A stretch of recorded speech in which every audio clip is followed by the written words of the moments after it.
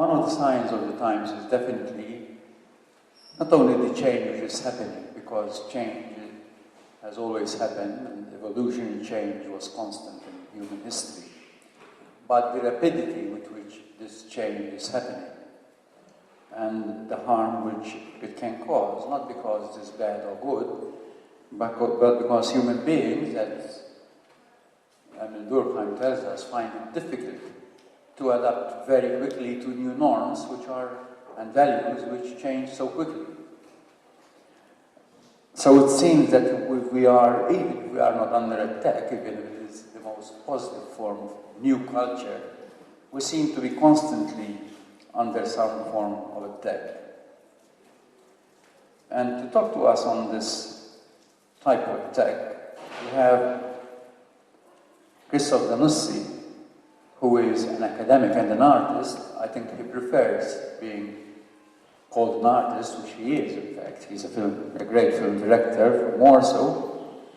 And I'm sure that Father Benjamin Tonna,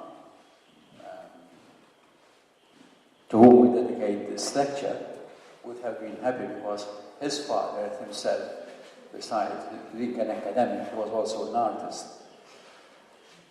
The curriculum of Professor Zanussi is very long. He studied at the University of Warsaw and also at the most famous Polish university. He studied philosophy at the Jagiellonian University in Krakow. He is director of the Polish film studio Tor, and has received several prizes and awards, including the Davide Donatello in Italy, the Cavalier Cross of Polonia Restituta Order, and the Cavalier de l'Ordre des Sciences et Lettres.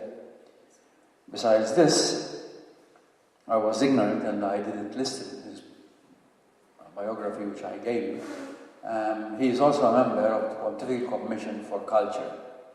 So we are in a very good company. He might pass a good word to the Pope for us. The list of films is enormous, which he has produced, with different titles. Perhaps the most famous is his film Illumination, but there are others. I am not a filmographer myself, so I'm not an expert in this field. There's also a good film, which is very relevant, which is called Our God's Brother, which deals with modern-day problems. Without much more ado, I'd like to introduce to you Professor.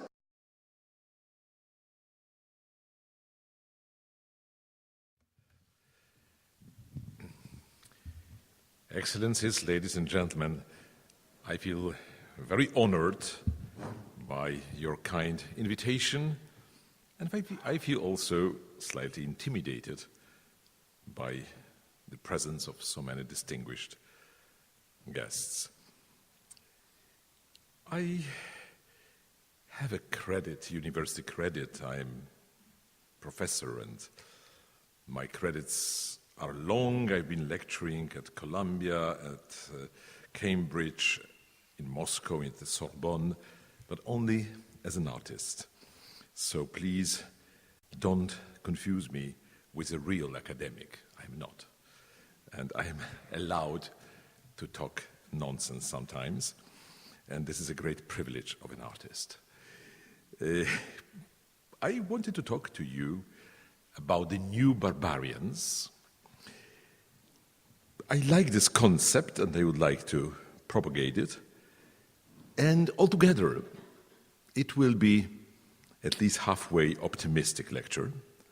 However, barbarians make a very bad association.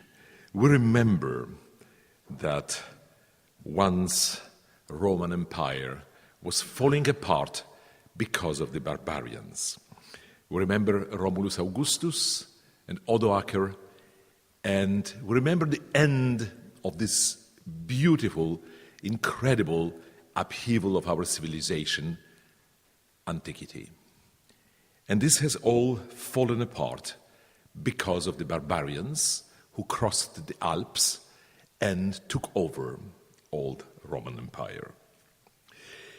So, when we read Boëthius, we see all the despair of a witness who can see the decline of culture, of morale, of intellect, and physical decline of the beautiful empire. Sometimes we suffer something similar today. We also feel that something is deteriorating. Boëthius complains about Latin becoming more and more vulgar. And we complain that our languages, that our art, our lifestyle becomes more barbaric every year. Especially when we talk about mass media, when we see the image of our civilization on the screen of our TV sets or our theaters. When I think about the broadcasting standards of BBC of the 50s or 60s, I quote BBC because you're English-speaking audience. I would say the same would apply to French or Italian television.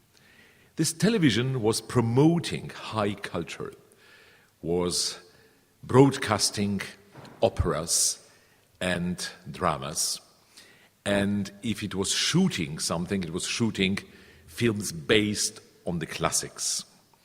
And this was a process of popularizing the high culture.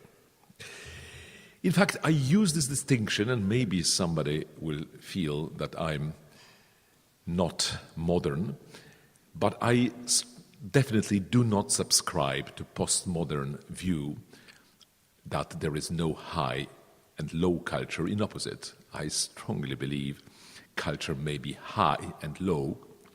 Low culture, by courtesy, we call today popular culture, but it's just a polite expression. Nobody likes to be called low, however, many deserve.